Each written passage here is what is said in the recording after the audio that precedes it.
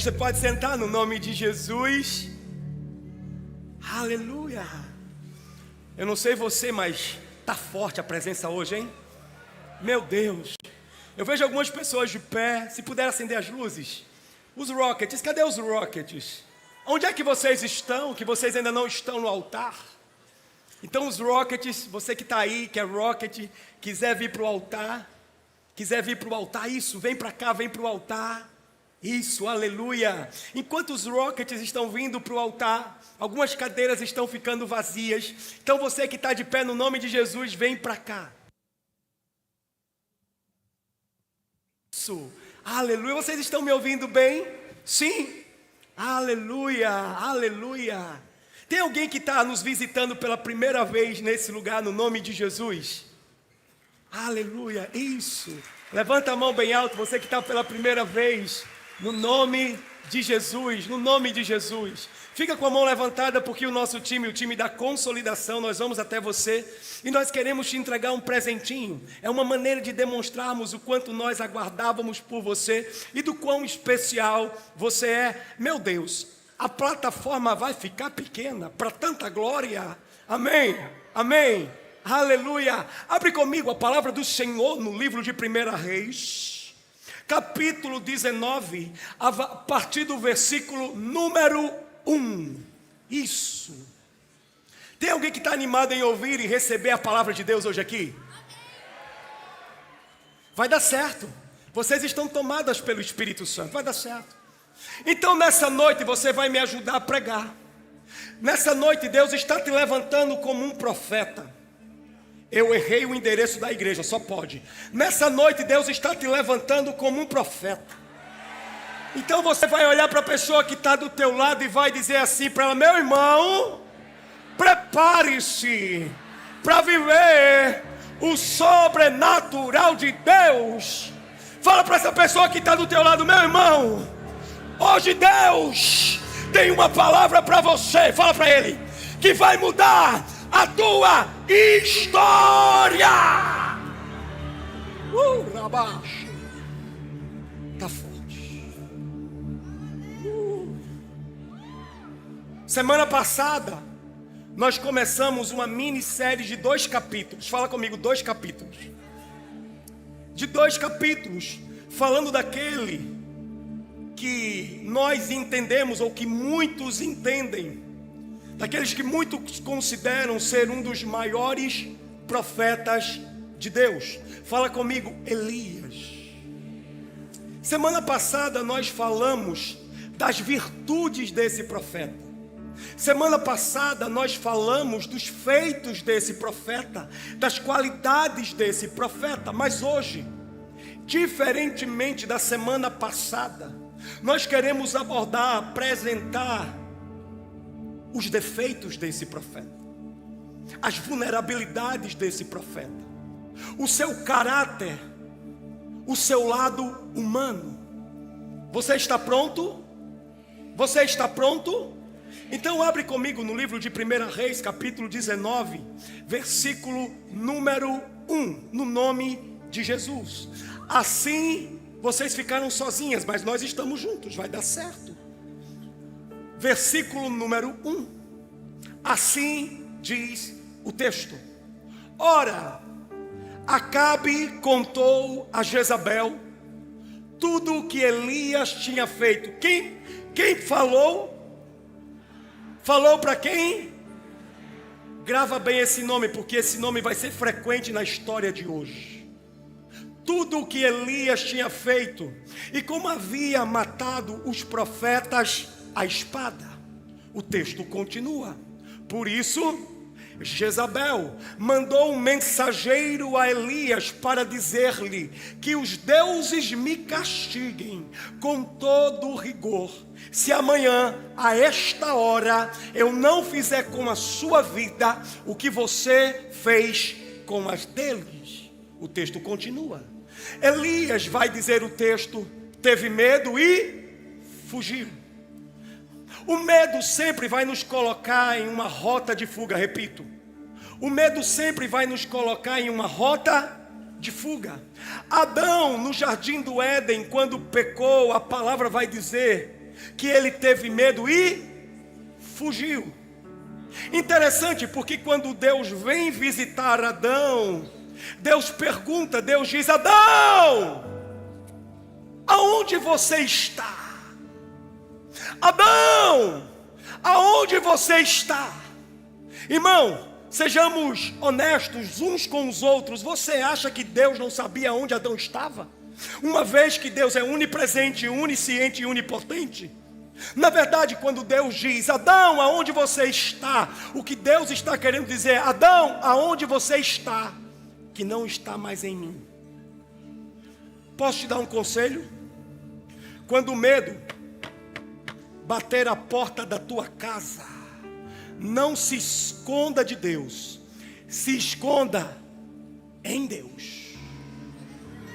Coloca o texto. Elias teve medo e fugiu para salvar a própria vida. Quando chegou a Berseba de Judá, deixou o seu servo e entrou no deserto. Caminhando um dia, chegou aonde havia uma giesta, sentou-se debaixo dela e orou, pedindo a sua morte. Dizia ele: já tive o bastante, Senhor, tira a minha vida, eu não sou melhor do que os meus antepassados. Depois ele se deitou debaixo da giesta e dormiu. De repente, um anjo tocou nele e disse: levante-se, levante-se e coma. Elias olhou ao redor e ali junto à sua cabeceira havia um pão assado sobre brasas quentes e um jarro de água. Ele comeu, ele bebeu e deitou-se novamente. O texto vai dizer: o anjo do Senhor voltou. Ele sempre volta. Fala para a pessoa que está do teu lado: eu conheço Deus da segunda chance. Levante-se e coma, pois a sua viagem será muito longa. O texto continua. Então ele se levantou, comeu, bebeu, fortalecido com aquela comida, viajou 40 dias, meu Deus, 40 dias e 40 noites, até chegar a Horebe, o monte de... Irmão, eu fico a me questionar: que comida é essa? Que faz com que uma pessoa caminhe 40 dias e 40 noites. Você já se perguntou? Olha para a pessoa que está do teu lado: eu sei que comida é essa. Fala para ela: eu sei que comida é essa. Fala baixinho, para não acordar ela. Fala assim: é o pão vivo que desceu do céu.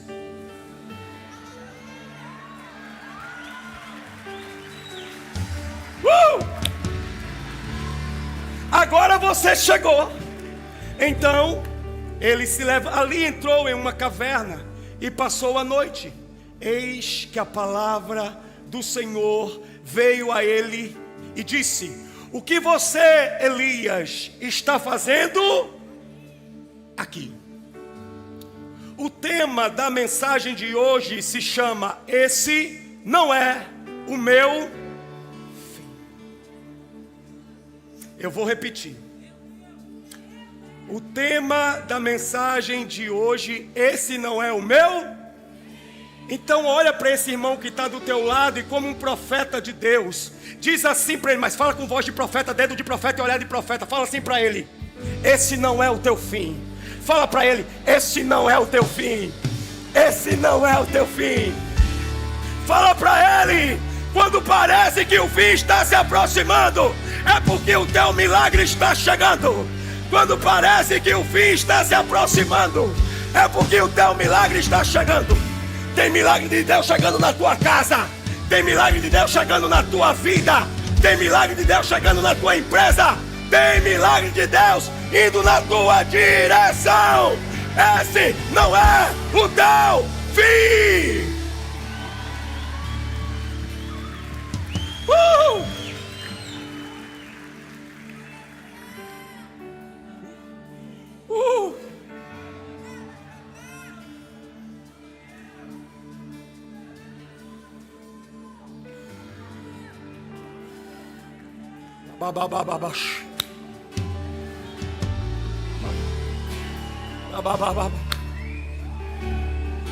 Será que tem algum pentecostal nessa noite, nessa igreja?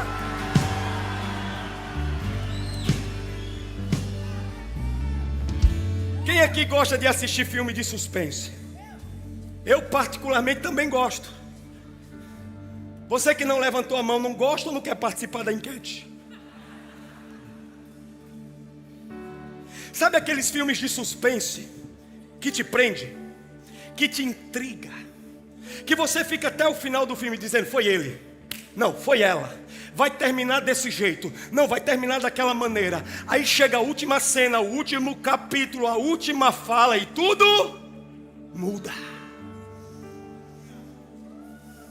Quem já viveu a experiência de ir no cinema? Esses dias eu fui no cinema com a pastora Liane. A experiência de ir no cinema e do nada, de repente, você está assistindo o filme e o filme acaba. Tela preta. Aí começa a vir os agradecimentos, o nome dos atores, o nome dos patrocinadores. As pessoas que estão do teu lado no cinema começam a se levantar e começam a ir embora. E de repente, o filme volta, porque ainda não chegou. É exatamente o que Deus quer fazer na tua vida nessa noite. Talvez você chegou nesse lugar dizendo: não tem mais jeito, não tem mais como resolver, não tem mais remédio, é o fim. Mas Deus me trouxe nessa noite para te dizer: o teu fim não chegou, a tua história não vai acabar assim.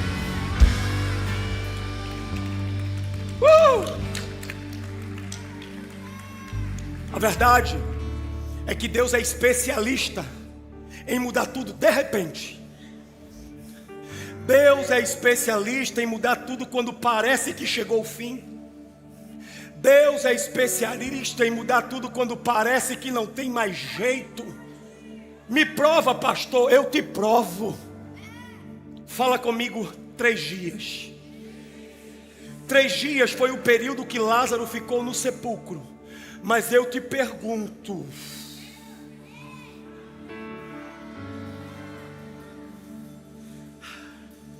Lázaro ficou 3 dias no sepulcro, mas eu te pergunto, como terminou a história? Ele dentro do sepulcro ou ele fora do sepulcro? Como terminou a história? Jesus pendurado no madeiro, ou ele tomando as chaves da morte e do inferno e despojando principados e potestades? Como terminou a história? Daniel sendo devorado pelos leões, ou leões famintos tendo que aprender a jejuar na sua presença? Como terminou a história? 3 homens que foram lançados numa fornalha que foi aquecida 7 vezes mais, sendo consumido pelo fogo, ou 4 homens dançando em meio a ele? Como terminou a história?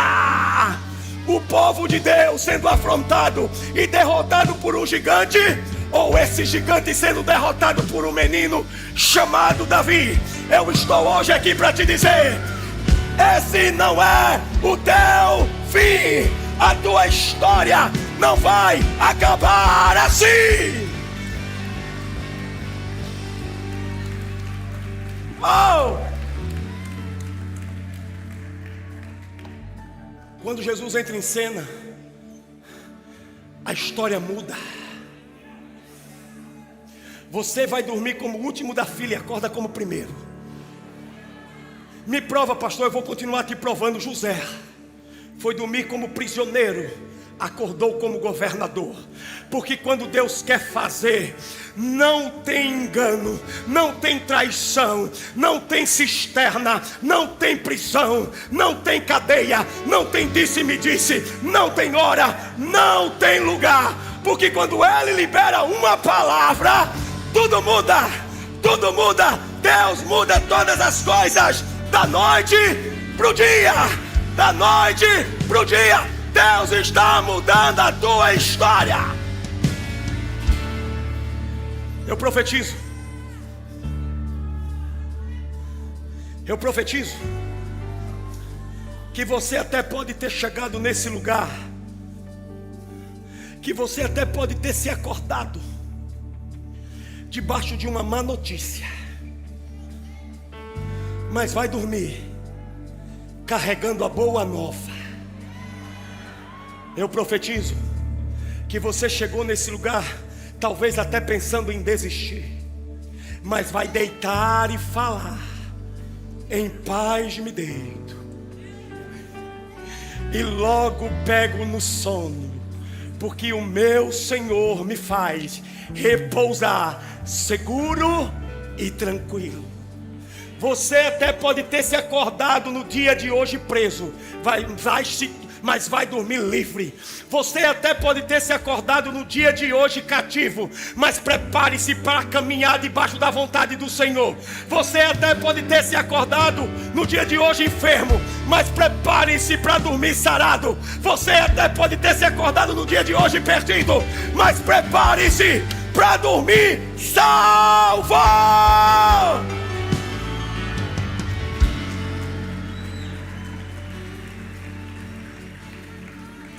Oh!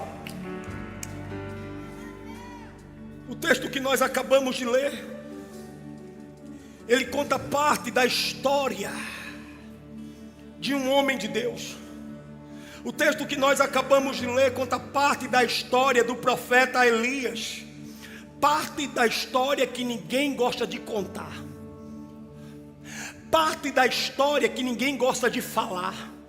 Porque nessa história que nós acabamos de ler, não tem fogo caindo do céu como nós vimos na semana passada. Na história que nós acabamos de ler, não tem um homem que faz com que haja multiplicação da farinha na vasilha e a multiplicação do azeite na botija. Nessa história que nós acabamos de ler, não narra, não fala a respeito de um homem que orou e o filho dessa mulher foi ressuscitado, a viúva de Serepta. Na história que nós acabamos de ler, não fala que esse homem ora e depois de um longo período de estiagem volta a chover. A história que nós acabamos de ler não fala que um homem correu mais rápido do que a carruagem de Acabe. A história que nós acabamos de ler não fala que um homem ora e o rio Jordão se abre e ele passa seco. A história que nós acabamos de ler não fala que um homem foi alimentado por corvos. A história que nós acabamos de ler fala de um profeta que estava em fuga. A história que nós acabamos de ler fala a respeito de um profeta que, se não bastasse estar em fuga, também estava com medo. E se não bastasse estar em fuga e estar com medo, também estava pedindo a sua morte. Foi isso que nós acabamos de ler no versículo 4. Talvez você não saiba disso, mas muitos psicólogos e psiquiatras já estudaram esse texto e unânimes chegaram à conclusão que Elias está passando por um típico e clássico quadro de depressão, doença da alma. Sabe qual é o nosso problema? O nosso problema é que nós tratamos desse assunto espiritualizando ele ao máximo, quando o tema, o assunto é depressão, doença da alma. Sabe qual é o nosso problema muitas vezes? É que nós fazemos e tratamos esse assunto da depressão, da angústia. Eu não quero entrar de forma tão profunda nele nessa noite. Apenas um contexto para você entender o coração do profeta. Nós tratamos desse tema de forma exclusivamente espiritual. As pessoas chegam na igreja e dizem: eu estou cansada, eu estou com a alma ferida, eu estou machucada, eu estou triste, eu estou em desânimo. Aí o que é que a gente faz muitas vezes como igreja? A gente diz: isso é falta de oração, isso é falta de jejum, é porque não tem subido o monte, é porque não tem participado da vigília, é porque não tem orado. Por não termos o conhecimento profundo do assunto,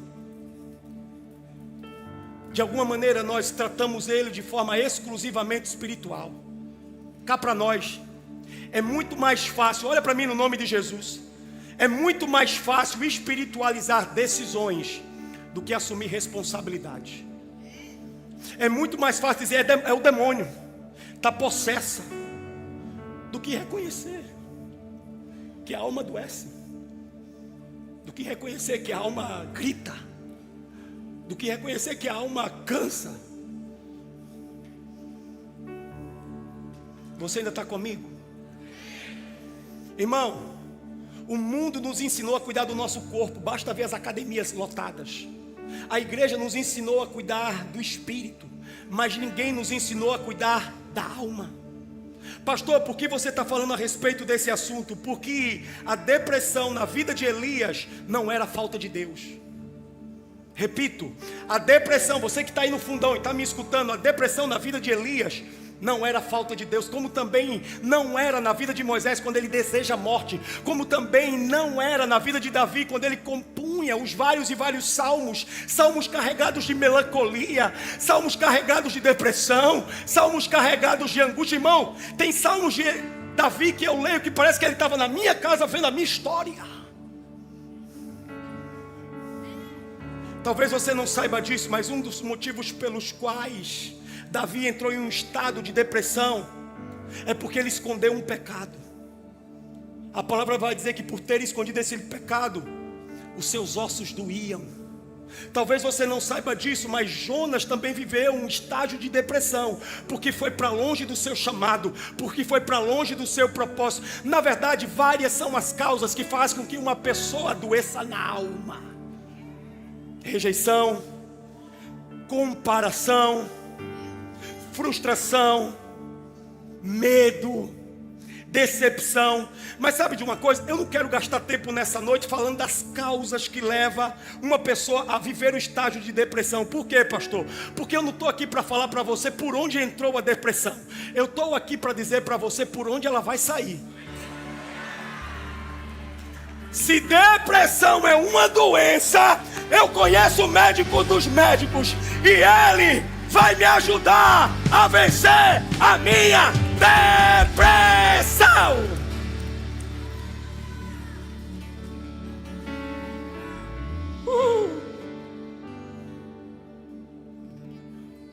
Irmãos,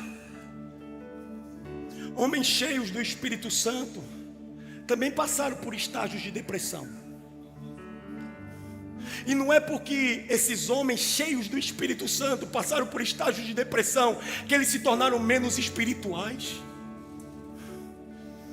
Eu já passei na minha vida por vários momentos em que eu quis desistir. Eu já passei na minha vida por vários momentos em que eu quis jogar a toalha. Eu já passei na minha vida por vários momentos em que eu quis retroceder, em que eu quis parar. Irmão, eu já vivi vários momentos da minha vida em que eu entrei em quartos profundos, carregados de desânimo. Eu já passei na minha vida por vários momentos em que eu entrei nesses lugares. Pastor, o senhor não tem vergonha de falar essas coisas? Vergonha? Vergonha eu tenho de colocar uma capa de super-herói e tentar apresentar para você uma força que eu não tenho. Vergonha eu tenho de ficar com hipocrisia em cima do altar. Vergonha eu tenho de trair a minha esposa, de trair os meus filhos. Vergonha eu tenho de estar envolvido em escândalo, envolvido em pecado. Eu não tenho vergonha de mostrar as minhas fraquezas. Eu não tenho vergonha de mostrar as minhas fraquezas, porque eu sei que quando eu apresento as minhas fraquezas, Ele me cura e Ele me levanta para curar tantos e tantas outras pessoas.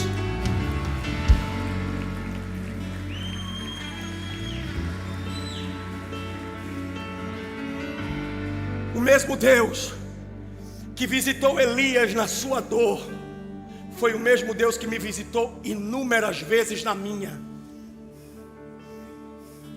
Você chegou nesse lugar prestes a desistir, confessa.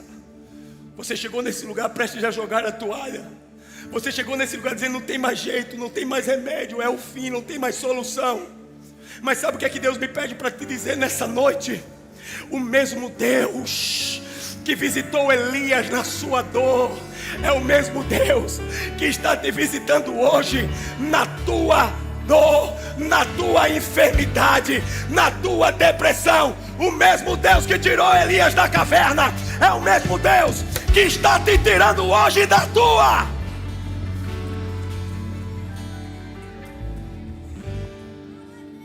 Eu aprendi uma coisa: para cada ferida fechada, ministério aberto. Eu vou repetir porque você não entendeu. para cada ferida fechada, ministério aberto. Tudo aquilo que você vence, você passa a ter domínio, você passa a ter controle, você passa a ter governo. Ei! As tuas lágrimas vão servir para levantar muita gente. O teu choro vai servir para curar muitas pessoas. As tuas cicatrizes vão levantar muitos soldados feridos.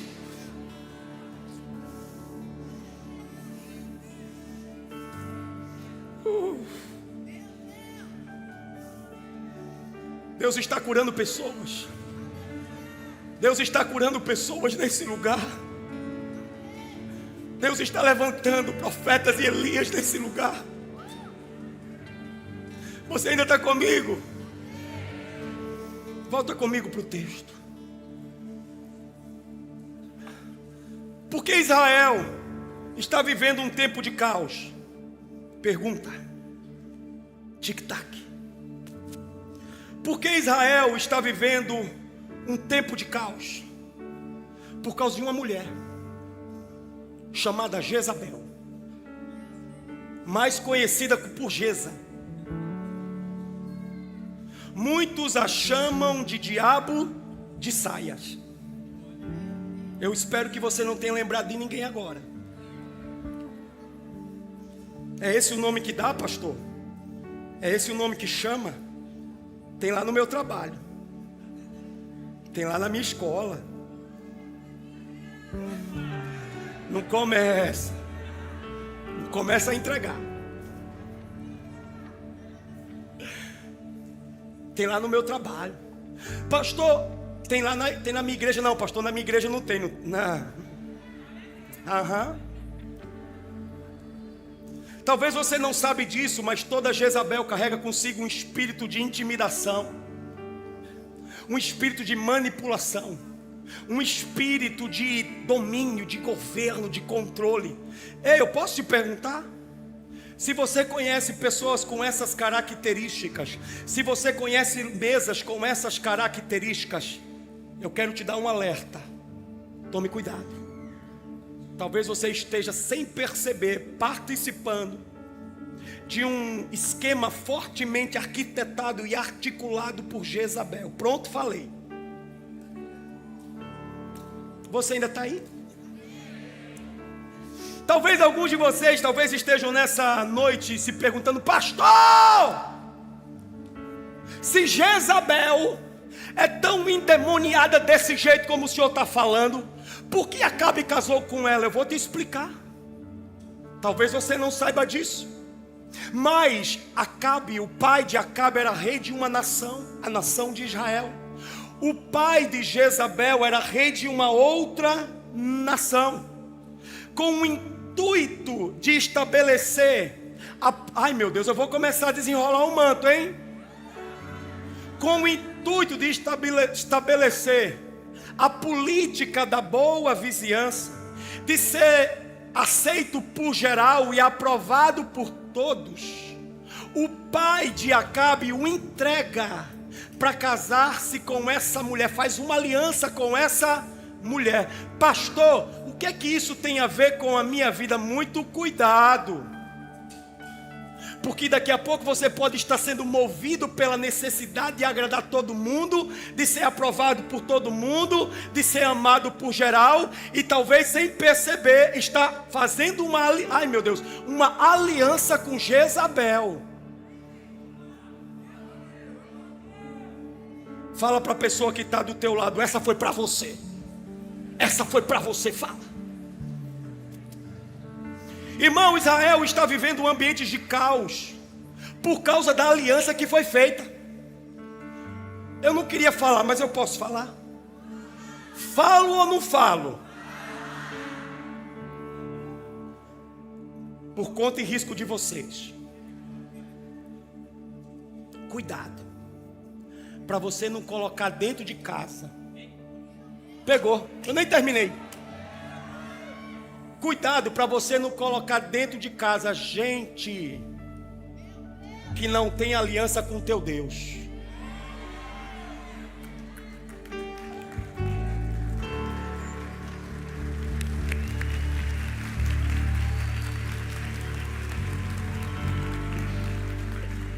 cuidado para você não colocar dentro de casa gente que não carrega os mesmos princípios e os mesmos valores que você.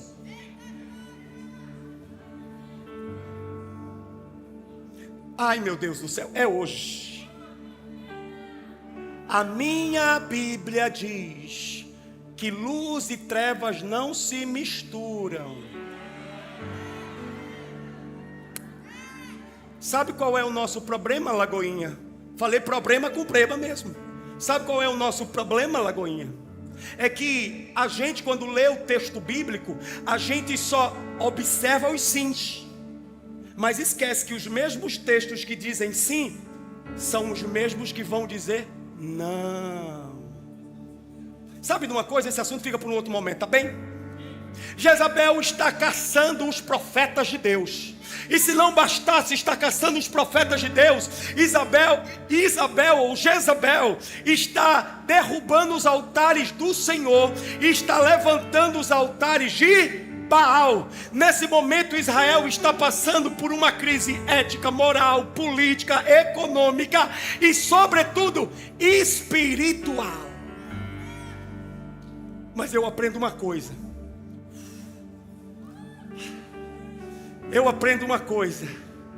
Que em tempos de crise, Deus nos chama cantor, que canta bonitinho e afinado. Não, pastor, não.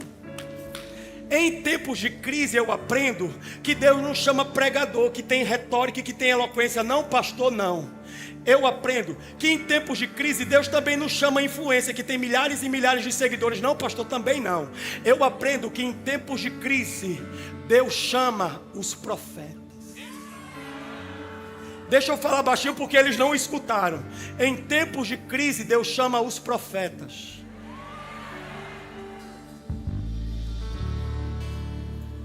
Porque profetas trazem ordem ao caos. Deixa eu te dizer algo. Tem gente que fica murmurando. Tem gente que fica reclamando. Deus, por que o Senhor me colocou nessa família? Por que o Senhor me colocou nessa escola? Por que o Senhor me colocou nesse trabalho? Por que o Senhor me colocou nessa cidade? Por que o Senhor me colocou nessa igreja? Deixa eu te dizer um negócio, fofo. Ei, se tivesse tudo bonitinho, Deus teria colocado uma outra pessoa. Sabe por que Deus te colocou nesse lugar? Porque você é profeta. E profeta traz ordem ao caos. Profeta traz ordem ao caos.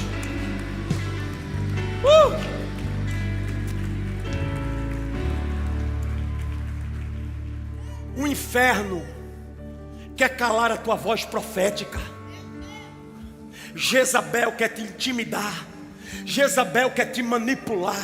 Jezabel quer te controlar. Mas Deus te trouxe nessa noite, nesse lugar, Rockets, para te dizer que não tem Jezabel, que não tem inferno, que não tem capeta, que não tem caos, que não tem disse-me disse, que não tem ninguém nem coisa nenhuma que vai calar a tua voz profética.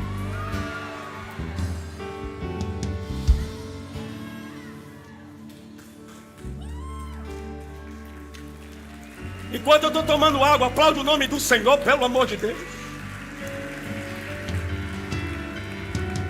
Ei, olha para mim. Eu espero que você não seja tão ingênuo. Você acredita de verdade que a solução para a crise no nosso país está na política? Não seja ingênuo. A solução para a crise no nosso país está na igreja de Cristo, manifestando a sua glória por meio dos seus profetas. Tem profeta em Canoas, tem profeta na Lagoinha. Eu te escolhi, eu te separei e eu te designei como profeta entre as nações, diz o Senhor. Ora,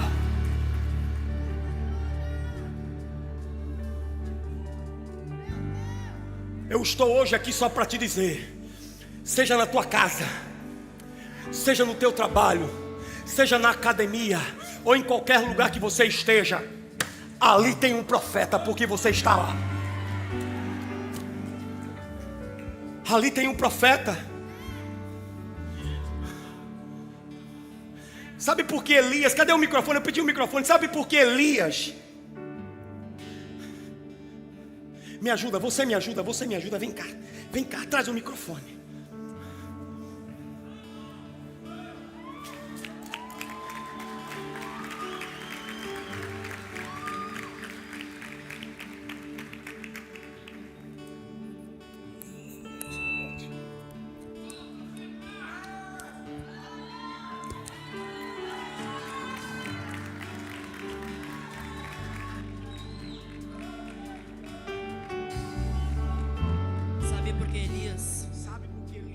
Sabe por que Elias não ficava na casa de Acabe? não ficava na casa de Acabe, Assim como ficavam os outros profetas. assim como ficavam os outros profetas? Porque era muito natural. Porque era muito natural Os profetas ficarem no palácio no palácio dos reis.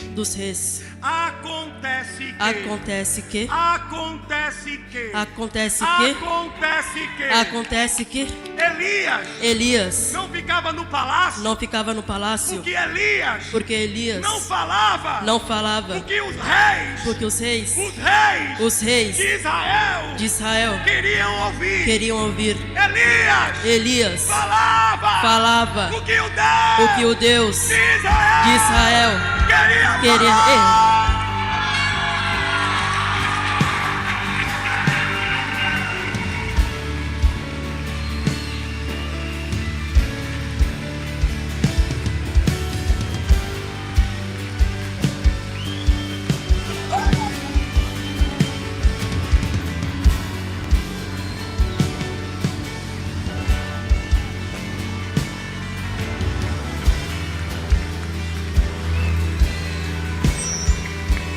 Eu não vim pregar para esquentar banco. Eu não vim pregar para gente desinteressada.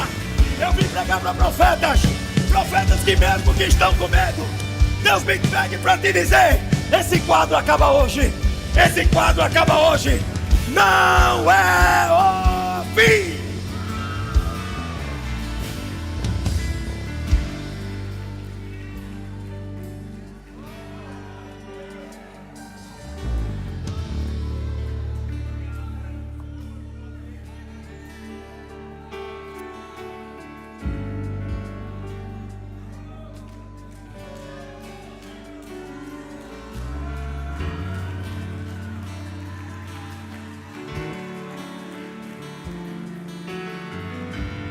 Porque em tempos de caos, Deus levanta profetas.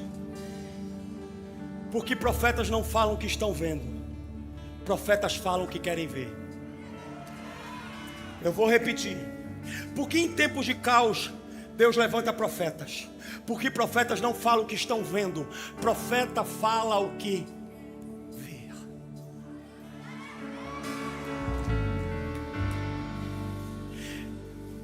Ezequiel, no vale de ossos secos.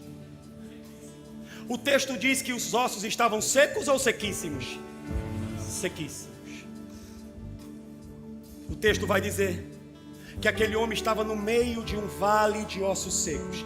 Agora eu te pergunto, Ezequiel fala o que está vendo? Ezequiel fala o que sente? Ezequiel fala o que acha? Ou Ezequiel declara o que quer ver? Ele olha para aqueles ossos sequíssimos e diz: ossos secos, ouçam a palavra do Senhor. Ossos secos, voltem à vida. Porque profeta não fala o que está vendo, profeta fala o que quer. Eu quero profetizar e declarar sobre a tua vida. Aquele que entrou nesse lugar, feito um osso seco, vai sair desse lugar de pé, como um grande exército. Eu vou repetir. Aquele que entrou nesse lugar, feito um osso seco, vai sair desse lugar de pé como um grande exército. Eu já ouço ruído. É de briga, pastor? Não, é de milagre. Eu já ouço ruído, pastor. É de confusão? Não, é de avivamento. Pastor, eu já ouço ruído. É do que, pastor? É de osso se juntando com osso. É de osso se juntando com osso. E aquilo que estava morto sendo ressuscitado. Casamentos voltem à vida agora. Casamentos voltem à vida agora. Ministérios voltem à vida agora. Ministérios voltem à vida agora. Sonhos voltem à vida agora. Profeta não fala o que está vendo. Profeta fala o que quer ver. Abaixo.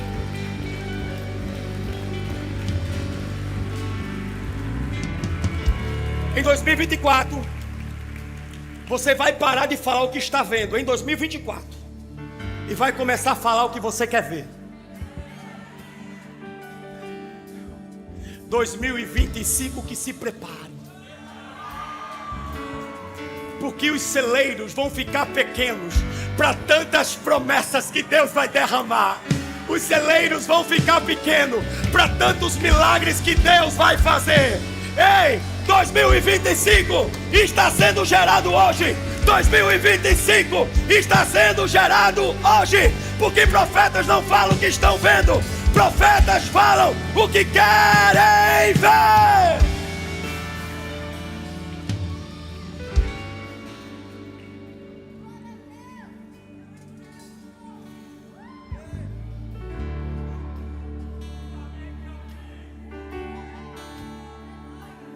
Você chega em casa, o marido está fedendo a cachaça, os filhos estão na balada. Você olha para essa situação e você não vai amaldiçoar.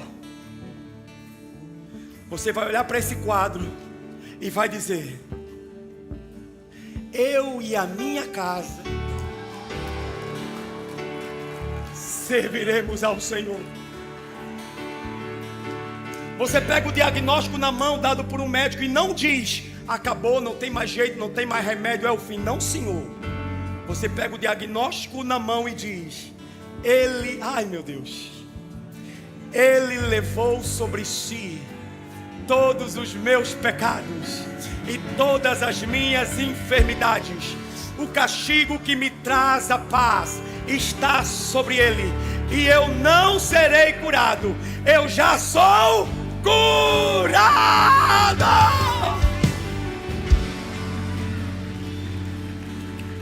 Você pega os boletos, as faturas dos cartões, você pega ele com as mãos e não diz: não tem mais jeito, acabou, vou ser preso, é o fim. Não, senhor.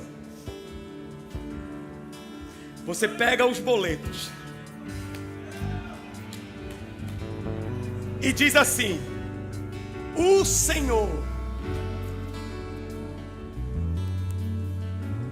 é o meu pastor e nada me faltará. Deus, nas suas grandiosas riquezas, há de suprir todas as minhas necessidades. Eu já fui moço e agora eu sou velho, mas eu nunca vi um justo mendigar o pão, nem a sua família perecer. Profeta não fala o que está vendo, profeta declara o que quer ver. Deus levanta Elias, um profeta que não vinha de linhagem profética. Deus levanta Elias, um homem que não tinha biografia, que não tinha currículo, que não tinha posses, que não tinha reconhecimento. Sabe por que muitas vezes Deus levanta homens como esses? Ai, Jesus, vai começar.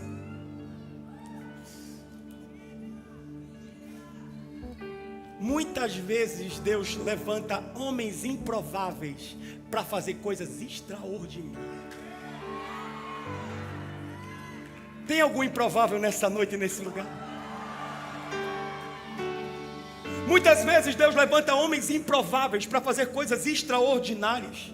Irmão, quando Deus quer fazer uma coisa, Ele não busca no palácio, Ele vai pegar no deserto. Moisés. Muitas vezes quando Deus quer fazer alguma coisa, Ele não pega no berço de ouro, Ele chama na manjedoura, Jesus.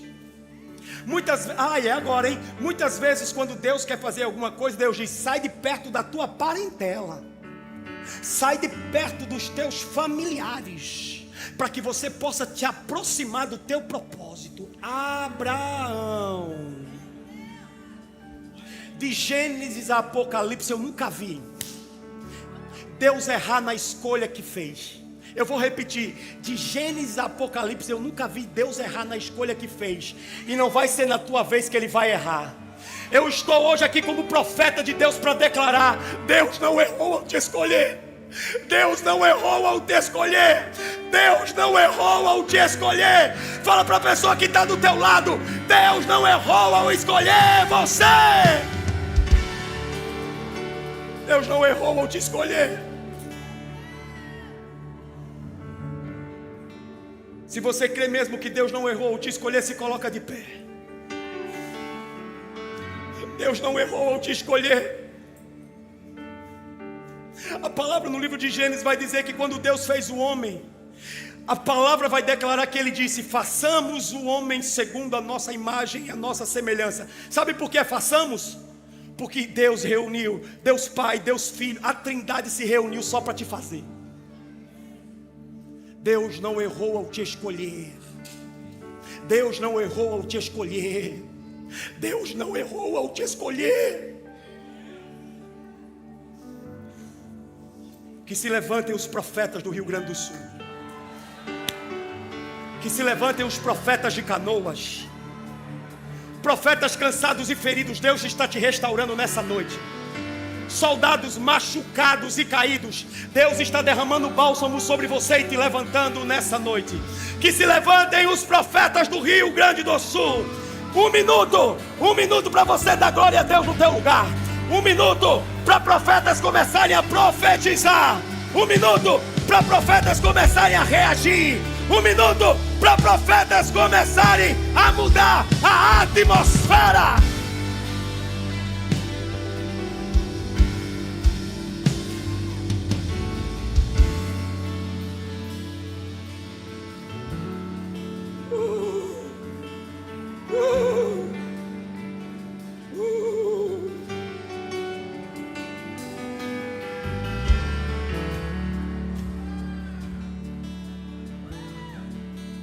O celular de Elias chama.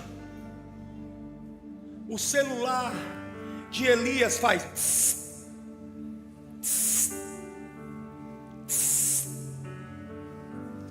Mensagem para Elias. Quem é que está mandando o WhatsApp para Elias? Jezabel.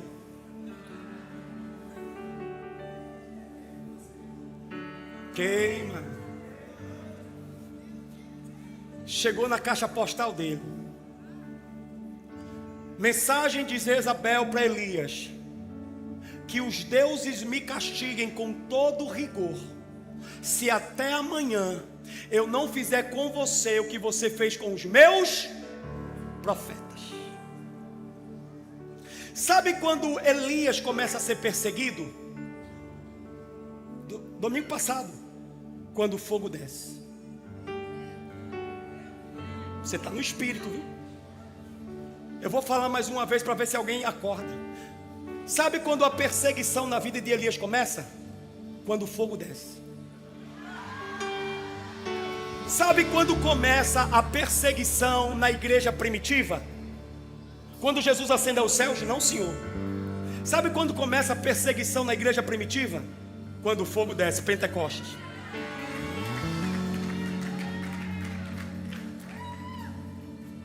Logo,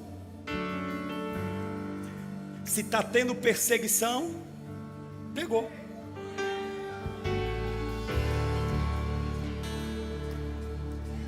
Se está tendo perseguição, é porque o fogo desceu.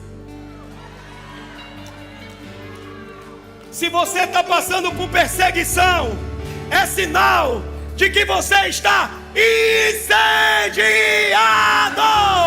Se você está passando por perseguição, é porque você está em chama. Se você está passando por perseguição, é porque você está pegando fogo. Porque o inferno não persegue gente neutra. O inferno não persegue crente frio. Se está tendo perseguição, é porque tem fogo.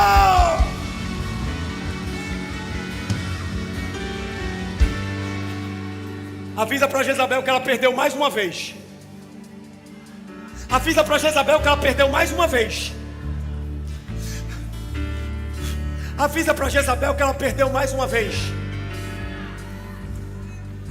Jezabel disse que os deuses me castiguem com todo rigor, se até amanhã, Elias, eu não fizer com você o que você fez com meus profetas.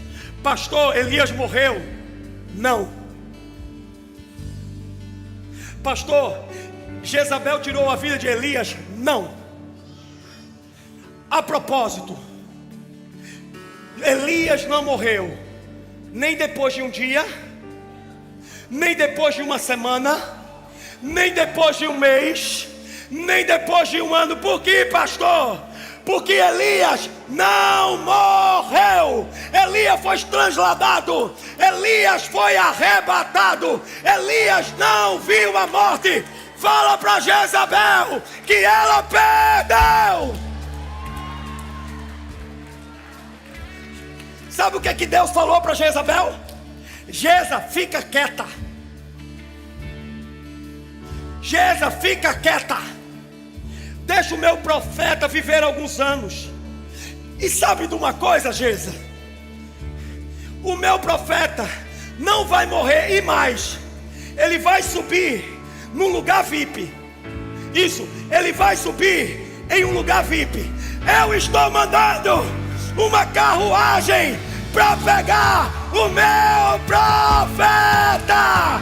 Ele não vai morrer.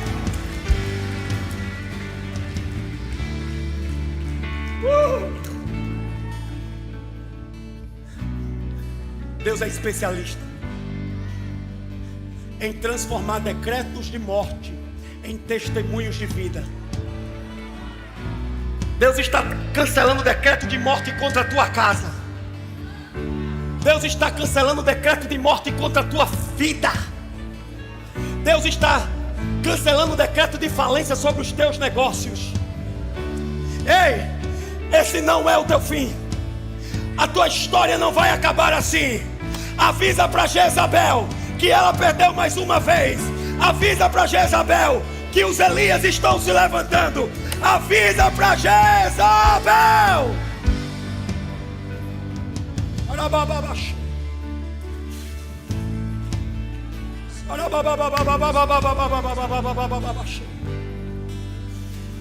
Eu sinto a presença do Senhor nesse lugar.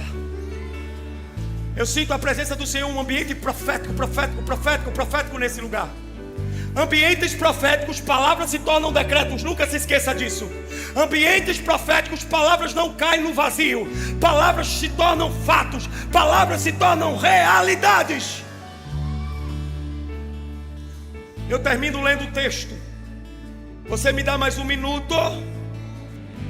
Eu termino lendo o texto, versículo 9. No versículo 9, Deus ele faz uma pergunta. Elias, o que você está fazendo aqui, Elias? Deus está reverberando essa mensagem, essa pergunta para você nessa noite. Elias, o que você está fazendo nesse lugar, Elias? Elias, a tua história não vai terminar desse jeito, Elias. Elias, o que você está fazendo aí, Elias?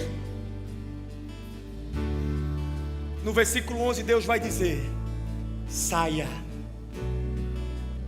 saia, saia, saia. Fala para a pessoa que está do teu lado, mas com voz profética, diz assim para ela: sai!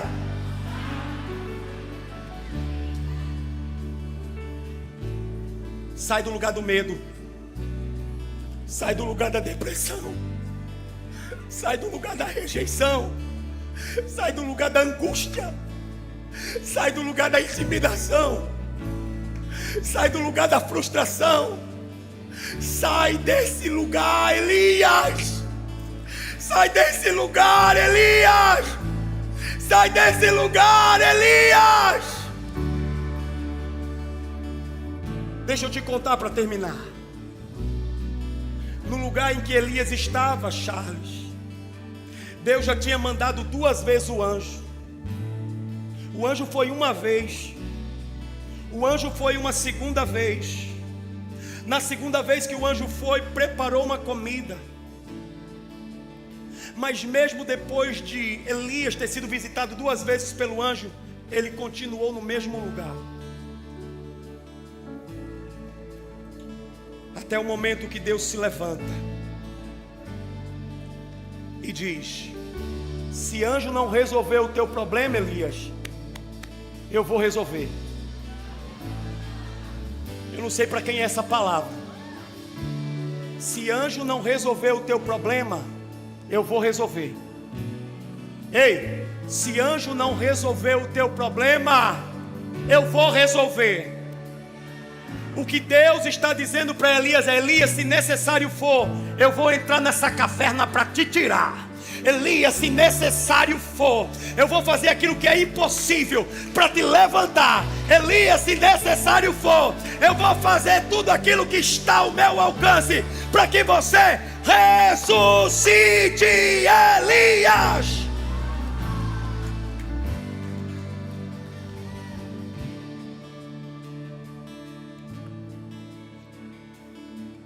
Elias,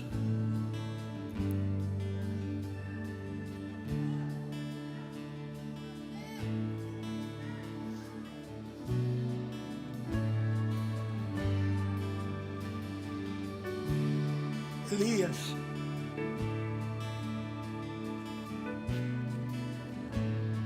Elias, Elias,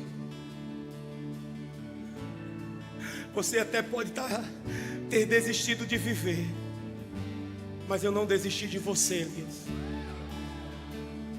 Elias, você até pode ter desistido de ter uma família, mas eu não desisti de você, Elias.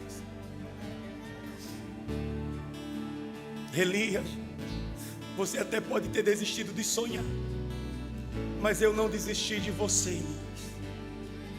Esse não é o teu fim. A tua história não vai acabar desse jeito, Elias. Sabe, irmãos,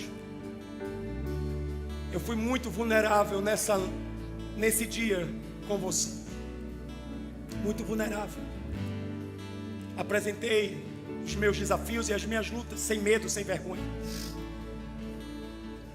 Sabe, talvez você não sabe disso, mas quando nós nos levantamos como um profeta de Deus, para falar não aquilo que as pessoas querem ouvir, mas aquilo que Deus quer falar, levante-se. Jezabel se levanta, o inferno se levanta. Talvez você não saiba disso, mas de forma muito vulnerável, nesse dia eu apresentei para você um pouco do meu coração. A gente tem sido, pastora Eliane e eu, a gente tem sido tão perseguido. A gente tem recebido ameaças de morte. Pessoas têm mandado mensagens para nós, para mim, dizendo: eu vou te matar.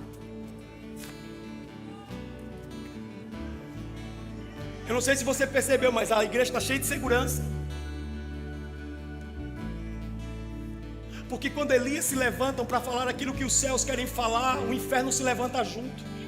Só que tem um porém: o inferno se levanta para perder. Não vão calar a voz profética, não vão calar a voz do Elias. Esse não é o teu fim, esse não é o teu fim, esse não é o teu fim.